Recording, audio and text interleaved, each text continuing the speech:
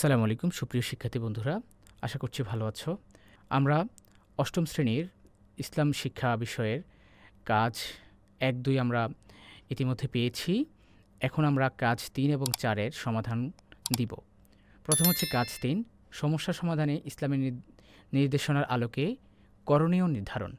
৪ জন বন্ধুর সাথে আলোচনা করে দুর্যোগপূর্ণ বিভিন্ন পরিস্থিতি মোকাবেলায় ইসলামের বিধান অনুযায়ী আমাদের করণীয় কী তা চোখে উপস্থাপন।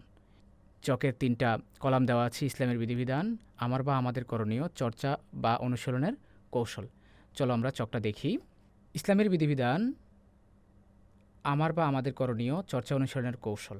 এখানে প্রথমে আছে সবর, ধৈর্য ধারণ করা, বন্যায় পূর্বাভাস পেলে প্রস্তুতি নেওয়া, সদকা, ক্ষতিগ্রস্তদের সাহায্য করা, বন্যার্তদের আশ্রয় ও খাদ্য সরবরাহ করা, আল্লাহর কাছে দোয়া, দোয়া প্রার্থনা, দোয়া ও প্রার্থনা সভা আয়োজন, ইস্তেগফার করা, আল্লাহর উপর ভরসা রাখা, নিরাপদ স্থানে যাওয়ার পরিকল্পনা করা। এ হচ্ছে আমাদের কাজ ৩-এর উত্তর। এবার আমরা চলে যাব কাজ ৪-এ। কাজ ৪ হচ্ছে মানুষ ও প্রকৃতির কল্যাণ। তোমাদের করণীয়গুলোর আলোকে নিম্নোক্ত চক অনুযায়ী কীভাবে কল্যাণ হতে পারে তা বিশ্লেষণ করো। নমুনা চক হচ্ছে ৩টা কলাম আছে: ব্যক্তি জীবনের কল্যাণ, ধর্মীয় জীবনের কল্যাণ, সৃষ্টিকর্তার কল্যাণ। আমরা চকটা দেখব, উত্তরটা দেখব কি? উত্তরটা দেখব, প্রথমে হচ্ছে দরিদ্র থেকে মুক্তি পাওয়া, জীবনযাত্রার মান উন্নয়ন। দ্বিতীয়ত হচ্ছে জাকাত প্রদান ও সদকা, ধর্মীয় নিয়ম পালন।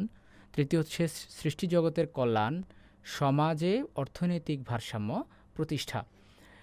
এরপর আমরা কাজ ৫-এ চলে যাব। কাজ ৫ হচ্ছে প্রতিবেদন লিখি। উপরের কাজগুলো মানুষ কোন বিশ্বাস থেকে করবে? ইসলামের বিধিবিধান ও নির্দেশনার আলোকে একটি প্রতিবেদন তৈরি করো।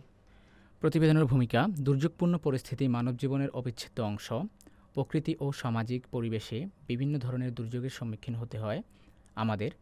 এসব দুর্যোগের সময় মানুষকে সংযম, সহানুভূতি ও পারস্পরিক সহায়তা ভিত্তিতে কাজ করতে হয়। ইসলামের বিধিবিধান ও নির্দেশনা অনুসরণ করে দুর্যোগ মোকাবেলায় কীভাবে আমাদের করণীয় নির্ধারণ করা যায় তা এই প্রতিবেদনে তুলে ধরা হয়েছে।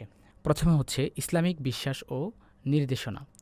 ইসলাম ধর্মে দুর্যোগের সময় আল্লাহর প্রতি আস্থা, ধৈর্য ধারণ, দোয়া ও অন্যদের সাহায্য করার উপর বিশেষ গুরুত্ব দেওয়া হয়েছে। নিম্নে কিছু গুরুত্বপূর্ণ ইসলামিক নিদর্শন ও বিশ্বাস তুলে ধরা হলো। এখানে 2টা বিষয়ের কথা বলা হয়েছে। একটা হচ্ছে সবর বা ধৈর্য। দুর্যোগের সময় ধৈর্য ধারণ করা ইসলামের একটি গুরুত্বপূর্ণ নির্দেশনা। আল্লাহ বলেন, নিশ্চয়ই ধৈর্যশীলদেরকে তাদের পুরস্কার পূর্ণ মাত্রায় ও পরিমাপ ছাড়া দেওয়া হবে। সূরা আজ-জুমার আয়াত নং 10। 2 নম্বরে বলা হয়েছে দোয়া ও ইস্তেগফার। বিপদ ও দুর্যোগের সময় আল্লাহর কাছে দোয়া করো এবং ইস্তেগফার করো। অত্যন্ত গুরুত্বপূর্ণ হাদিসে বলা হয়েছে, বিপদে পড়লে আল্লাহর কাছে প্রার্থনা করো, তিনি তোমাদের প্রার্থনা কবুল করবেন। সুপ্রিয় শিক্ষার্থী বন্ধুরা, এ হচ্ছে আমাদের কাজ ৩, ৪ এবং ৫-এর উত্তর। আজ এই পর্যন্তই। সবাই সুস্থ থাকো, ভালো থাকো। আল্লাহ হাফেজ।